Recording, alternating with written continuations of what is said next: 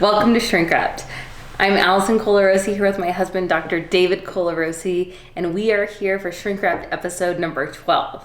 On this YouTube channel, we talk about popular psychology and answer listener questions, my questions, and talk about all things psychology. Whatever else. Related, yes. Yep. And remember, this is also a podcast, so if you can't get it on YouTube, you can get it on Apple Podcasts, Spotify, Stitcher, whatever else.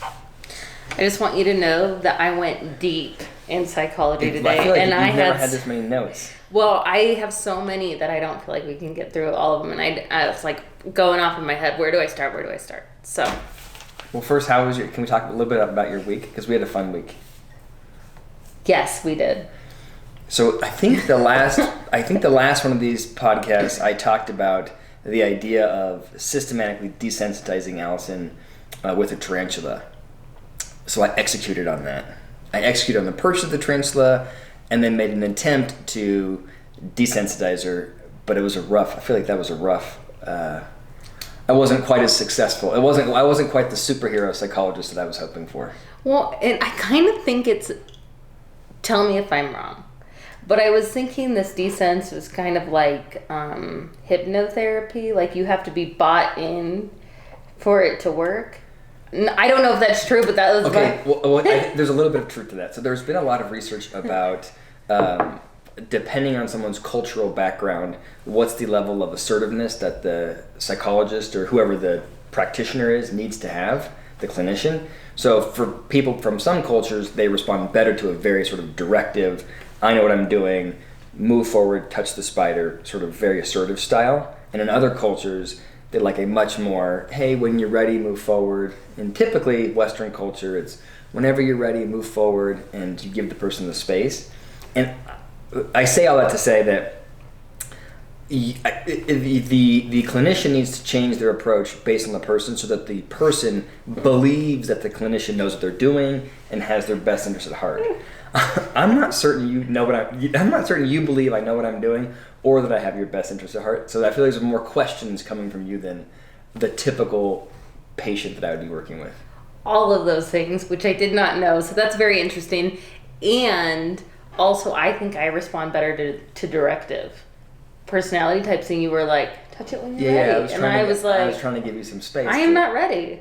She was never ready. I was trying to explain to her what we're going to do. Like, here's the process. And she was like, all of this talking is stressing me out. Stop talking.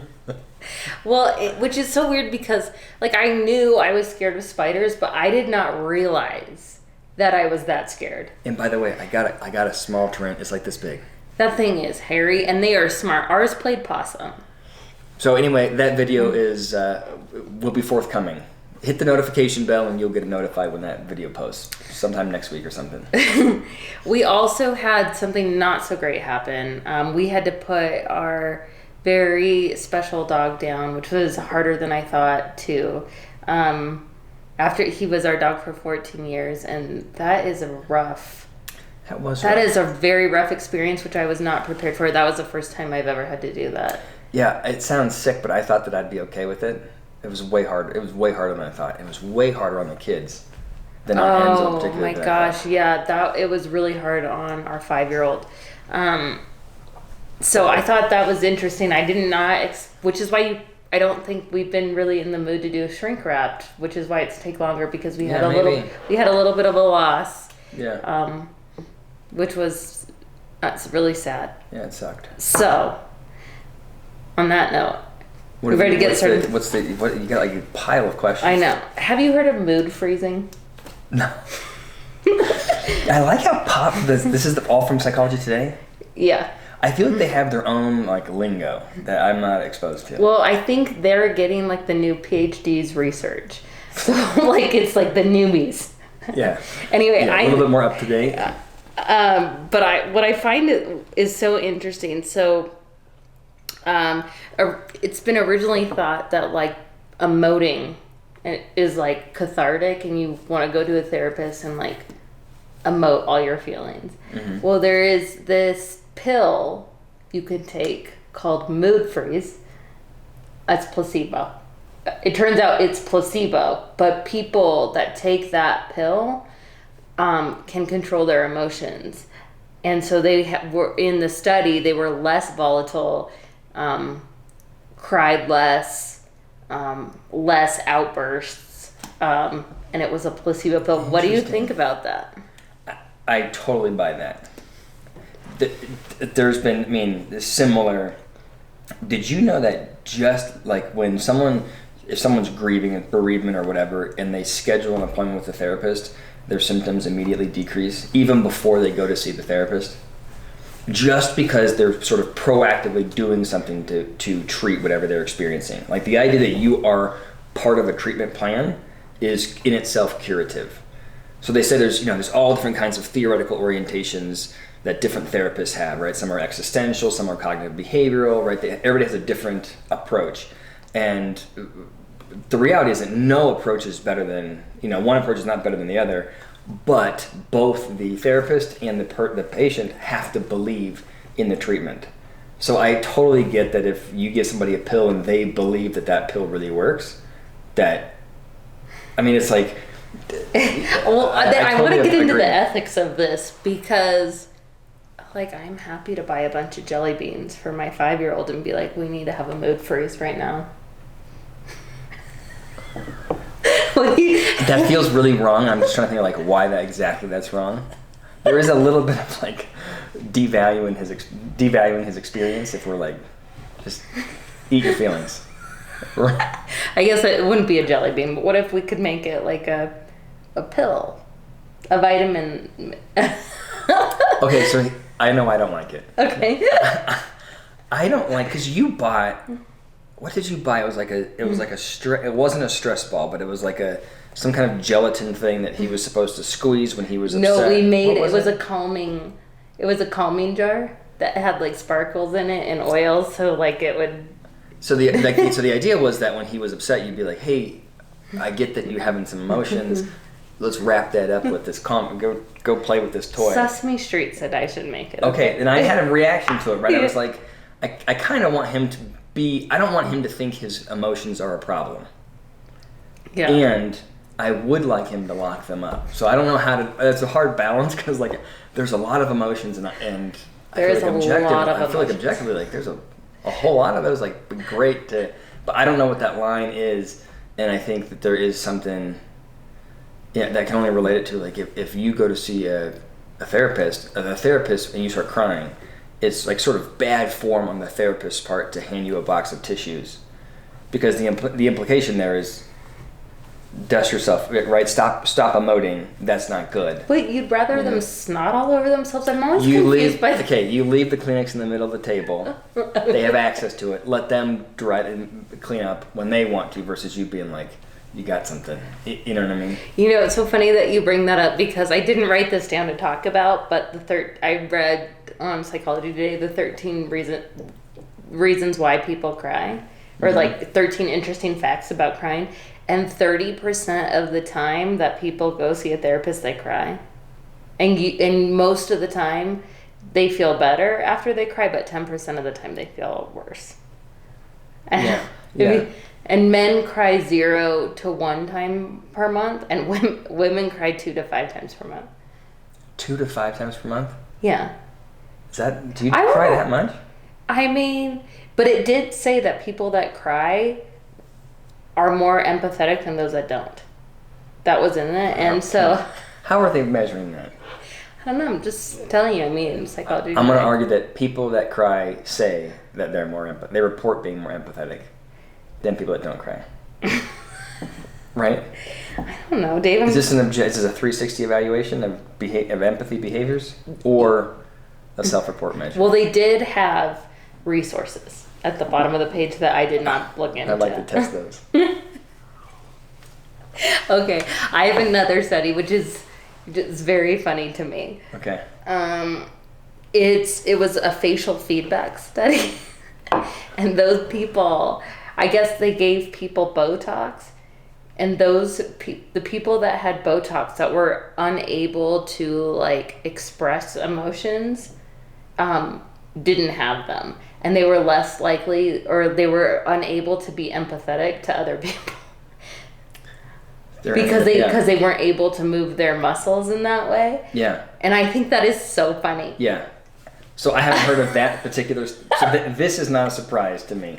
Really? I haven't heard of that. Yeah, there's a lot of different research about like Botox being used for depression because it prevents you from frowning. So if you don't physically look like you're not doing well, then you actually psychologically feel better. Did you know that if you put a pencil in your teeth like this and then read comic strips, you will laugh more at the comic strips than if you didn't have that pencil in your mouth? No. Because you've already got yourself smiling because of the pen in your mouth. That's interesting. So the way you think and react to things is influenced by your body. So like, that's very interesting. I wonder, with people with facelifts and stuff, is it harder for them? I don't know, like, what's the emotion that this is supposed to... Okay, there's so many thoughts. We could go down rabbit holes on that, but I just feel food for thought. So does this mean that, are you thinking maybe you need to get some work done is that where you're taking, I'm just wondering, is that the direction this goes? I mean, it's not going to change what I'm doing. It justifies some of your...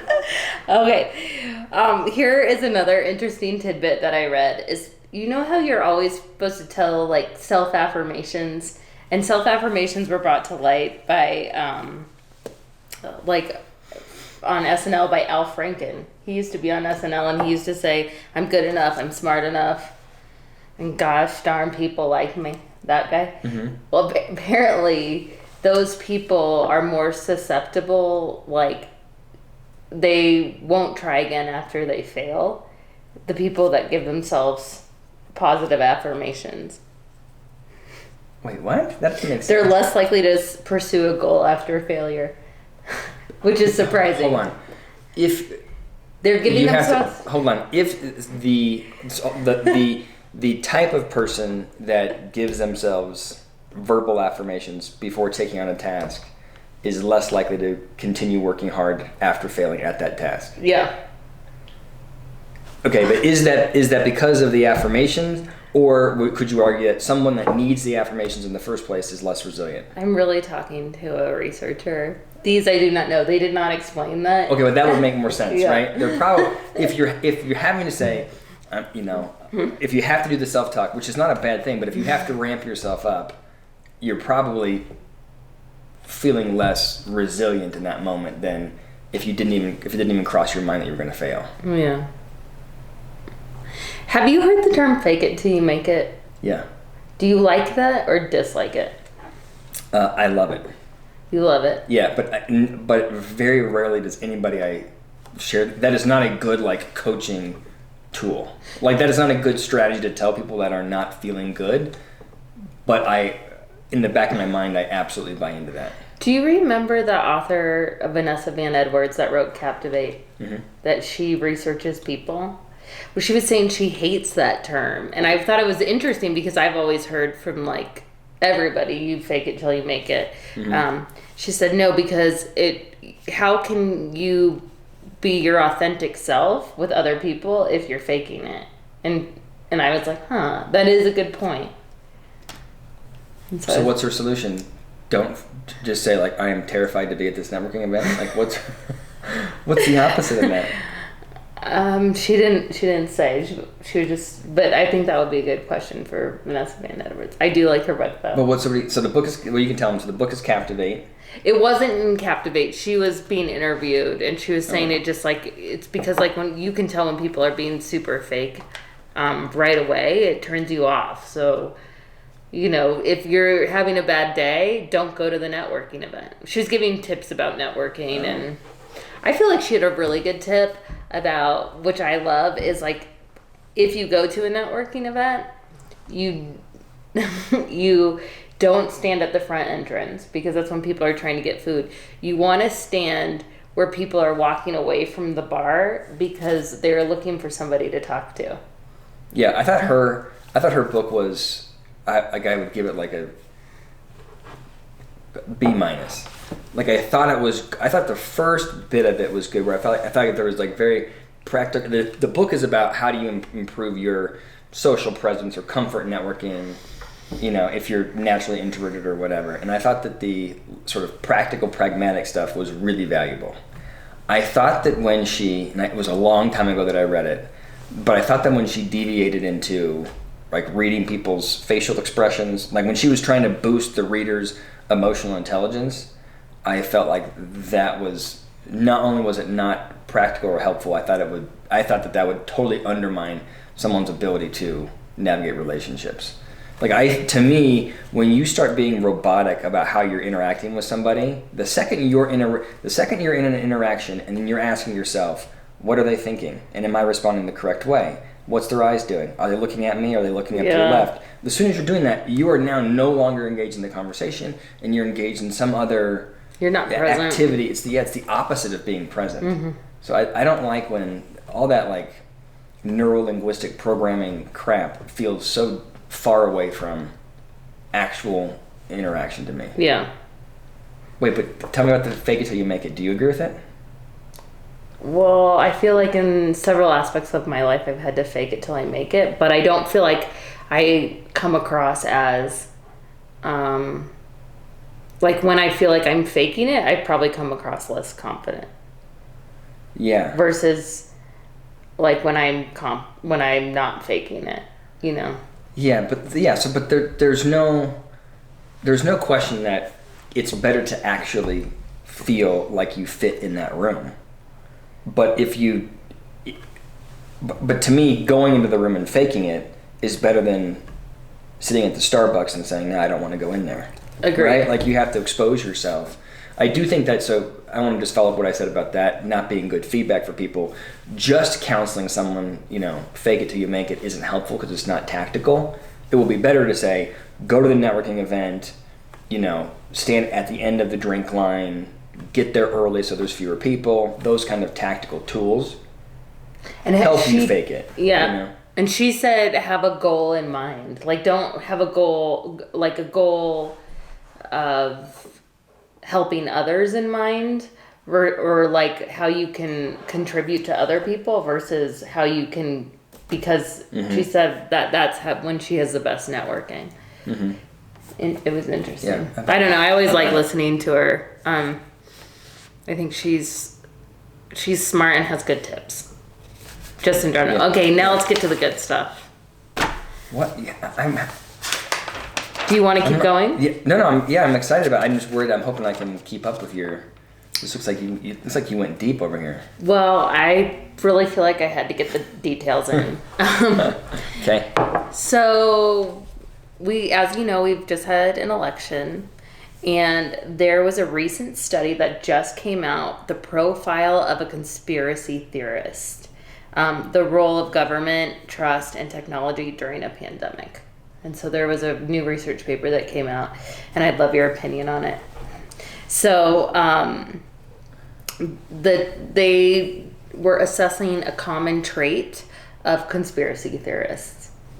And the common trait is not any demographic information, any demographic traits or anything. Mm-hmm. It is basically distrust of government leads to the belief of misinformation.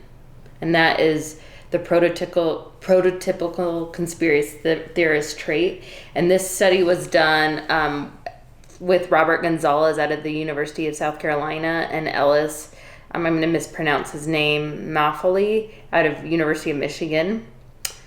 And just those who exhibit high levels of distrust towards government institutions are more likely to believe false information. And I think that's really interesting. And the study they did it on was a survey for Ebola. So not the current pandemic we were in, mm-hmm. but it was a study of the Ebola virus between 2014 2015, and it showed that people had two thoughts: either the government was responsible for the outbreak or God was responsible. Mm-hmm. And those that believed the government was responsible for the outbreak were more... Wait, hold on, the government or God? Yep. Those were the two options that he gave? Or that they gave? Those were it wasn't the two options, those were the how people mistrusted. Oh, they either blamed God or Yeah. the government. Mm-hmm.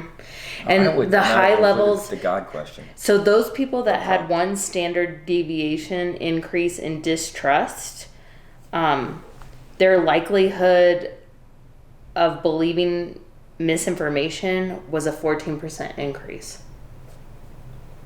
So if they were one standard deviation of above general distrust.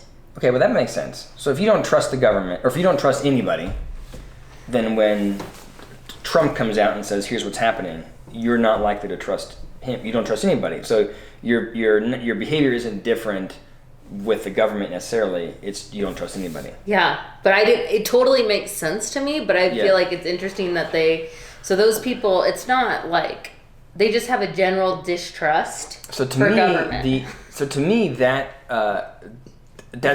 makes a lot of sense. What I would be interested in, and I'm wondering if they did any other studies, would be what are the personality characteristics, what leads someone to be mistrust or not to trust folks in the first place? Mm-hmm. People that have that distrust, why is that?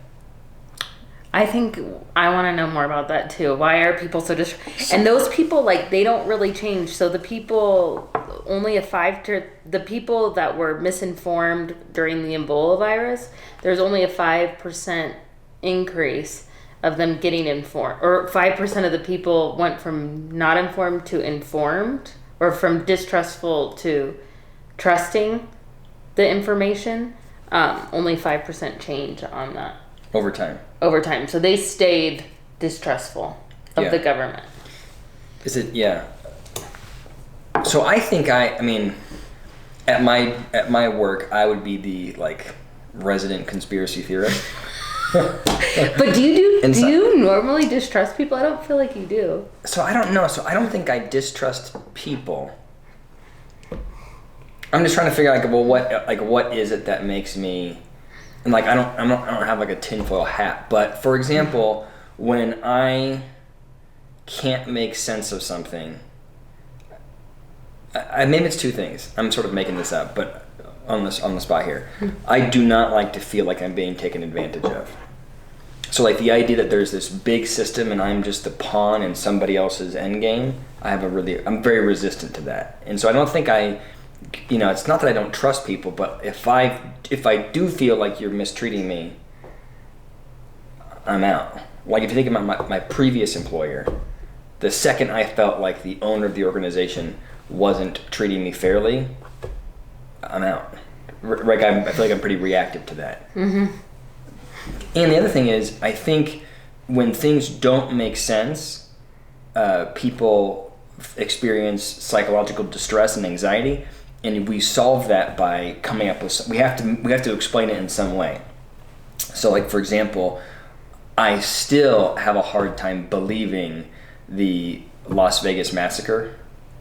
The idea that guy came in unassisted, carried all those weapons up to that whatever it was, the 40th floor, and then shot people for that amount of time, and no one was able to do anything, and there's no videos of it, and they couldn't. There was no censors. There's all these kinds of things that make me feel like what really happened there. Mm-hmm. And the reality is that I know that it's insane for me to think that there's anything other than one guy shooting all of that.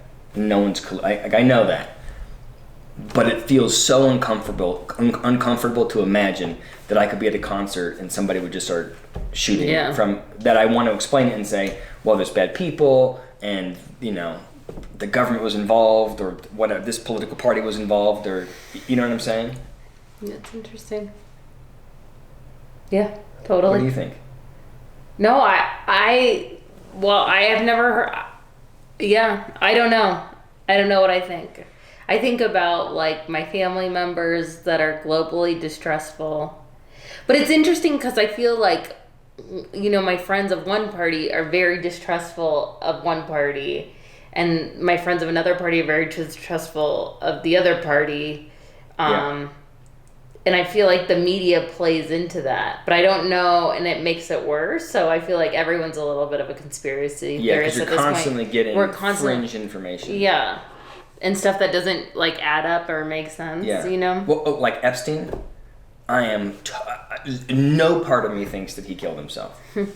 I'm totally on the conspiracy theorist side of that. Yeah. Totally. I agree. Because it's like it was such a like I can't wrap my head around it other than to say something bigger's happening. And all those too many high profile people that have lots of money. Yeah, I'm with you. Okay. Well, I just found it interesting, and I think you should go deeper. Okay, here's the research. I'm talking. Hold on. I think you should go deeper into this on a vlog and do some research and talk about, because there's probably a lot more research on this. Yeah. And I feel like that would be very interesting. I will.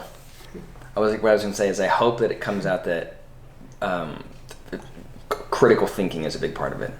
Like if you're really sophisticated, then you deviate like this. Oh yeah. Less of a lemming. Oh, that's less of a lemming. Because we're both nonconformists. I wonder how that plays into. If you like, but you're not. I don't feel like you're a conspiracy theorist. I'm not, but I'm definitely like a nonconformist. I do feel like you're easy to sell when I try and if I think something's sideways, I feel like I can. I feel like you're very supportive in that way. Like if I'm going nuts, I'm supportive. You are supportive. Unless it involves, folding laundry, then you become less happy with me about it.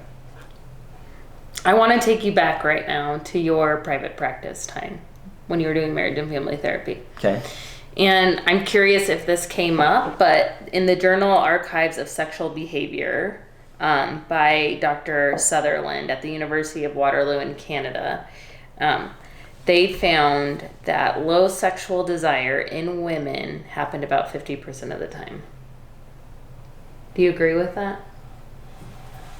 I honestly have no idea. Oh. I never had honestly, I don't think I've ever had a client come in with an unexplained absence of sexual desire. I mean, they will come in and say, I don't want to have sex because this happened. But they know? They're able to say, like, that I'm not attracted to that guy, or this thing happened, and so now it feels bad. That you're like, the connection is there, but like, I never had I hear about it all the time, the 40-year-old woman that's no longer, or guy for that matter, that's no longer interested. Mm-hmm. That was never like a chief concern in my practice. And that could have been, by the way, that no one wanted to talk to me about it. Like, that's very possible. Okay. I mean, I was a younger male at the time that I can imagine them being like, what's this guy going to know about it? That reminds me of another personal question I want to ask after this question. Okay. Wait, after the podcast? No, after this, yeah. So they were saying that they did a survey and they found out that it's like 2 reasons why women have low sexual desire. Do you want to hear them? Mm-hmm. So one is just like globally distressed. They're distressed about their relationship. They don't really like their partner. Life makes them have low sexual desire. The other one is just straight up sexually dissatisfied with their partner. And they had a low sexual desire. Why are you laughing? I want to make some jokes about it, but I'm trying to keep this podcast PG. Well, I didn't want to bring it up because my parents watch this, but I just thought I would. Anyway. Okay, what do you think? That's interesting, right? It is. I just didn't know if bring up what about. I thought you started talking about us. No, I was going to talk about. I have an like if I were to go to a therapist, I would never want to go to a man. But like, why is that? Well, I'll tell you what I think it is, and then you tell me why you think it is. Okay. No, you go first. Well, you're the one you have the symptom, which is not wanting to go see a guy. Well, I would feel like they would be like you, which is like. Oh, thanks. Which is, I feel like he just doesn't understand like my emotions because I'm a woman and I cry 2 to 5 times a month. They're quite complicated. Yeah, I feel like I'm complicated, and you're not. You're simple. Okay, you're making me sound like a great therapist. No, I'm just wondering, like, because some women prefer guys. Yeah, so the ones that prefer guys usually it's because they want to get the male's perspective, because they realize that maybe they can be complicated for their romantic interest, and they want a male therapist to sort of reality test with them. Okay. And then the other reason why you would want one is if there's any kind of like trauma or bad experiences, you don't trust men, then having a male therapist that can sort of substitute there and help you fix that, the way you think about men. But yeah, I also don't want to I would never want to go to a male doctor either. Like a physician. Everybody has their own hang-ups. Or not hang-ups, but you just have your own preference. And what I always say is, if you don't really like your therapist early on in the relationship, first 1 or 2 sessions, peace out. The therapist's job is to make you feel comfortable and like working with them. And if they can't do that, I believe in the first session, but certainly after the second session, I don't care, gender or whatever the reason is, you should go somewhere else. Like you should not be using your therapy time to try and develop a relationship with someone that you're not connecting with. That part should be easy. Yeah. I feel like the majority of therapists that I've met, I don't connect with right away. Not as therapists, but like as individual humans, which I find interesting too. And I my background is sales. And so like I feel like just as a skill, it's been my job to create connections quickly. And I find it interesting that I have a harder time with therapists. But maybe that's my own hang up. Because like I'm like, oh, you know how they're always like, is he psychoanalyzing me? Yeah, but I don't know why you would think that because you live with me. I know, and I'm like, no, can't psychoanalyze me. I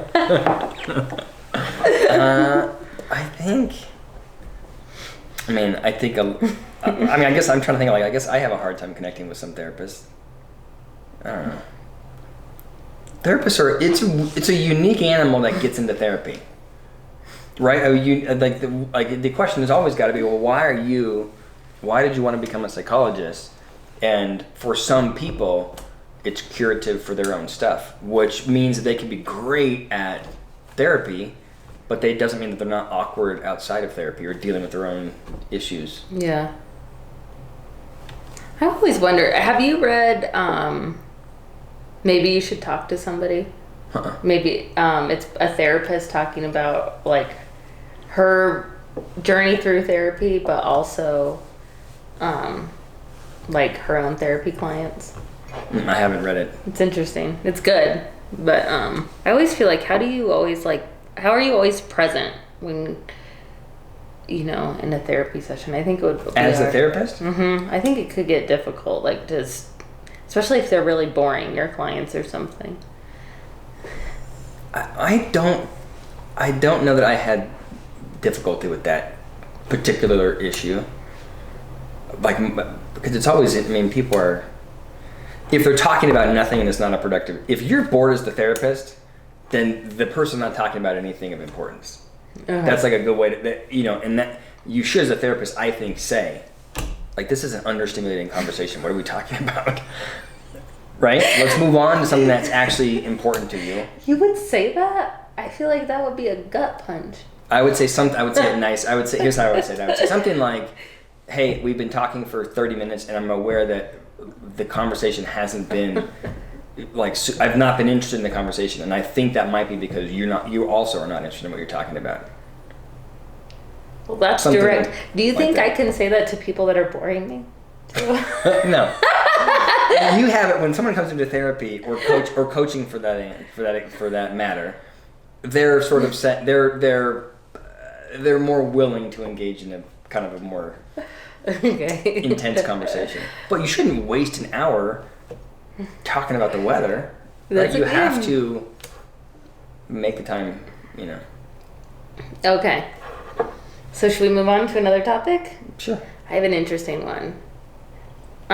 Antagonism or antagonistic personality trait is unfolding as a trait of narcissism. So people that are in this study, people that were antagonistic, they were like also unfolding as a narcissist, or it's a part of narcissism. What do you think about that? This was done by Chelsea Sleep out of the University of Georgia.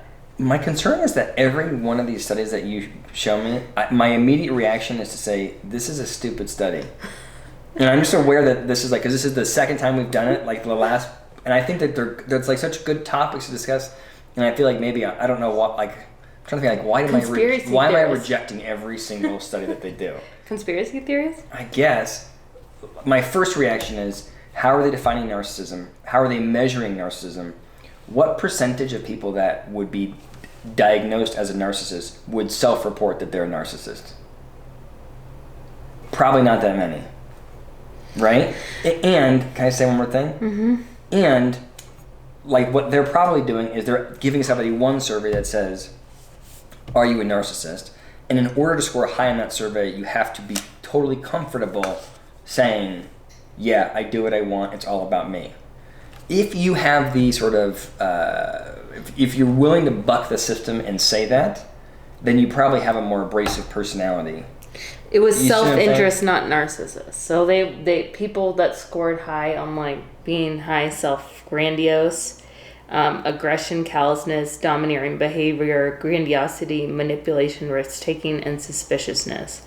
They also exhibited antagonism. But doesn't that seem like, of course, if you're aggressive, suspicious, yeah. Well, of course you're antagonist. I mean, that person sounds like a real asshole, aren't they? But my favorite thing about these papers is being able to diagnose my friends or does. people I don't like. So they're antagonistic. So okay, I do think Psychology Today is on something, because like you read it and it's interesting, and you're like, oh, I know someone that has that issue. Yeah, let's put them in that box so we can box, just. Yeah. What do you think about? Yeah. Okay. Do you want to keep going? We can talk about sadism. Wait, I do want to talk about sadism. Why don't we? Do you want to leave it for? We can leave it for the next one. Wait, you got me all excited about sadism. Can we do sadism? Yeah. Okay. Do you think there's a spectrum of sadism? Because there was another study. What? Okay, wait. What's the? I think we should save this because it's interesting for the next one. I feel like we're getting 36 minutes in. Okay, all right. We'll do sadism next time. Thank you so much. Hit that like button, please. Thank you.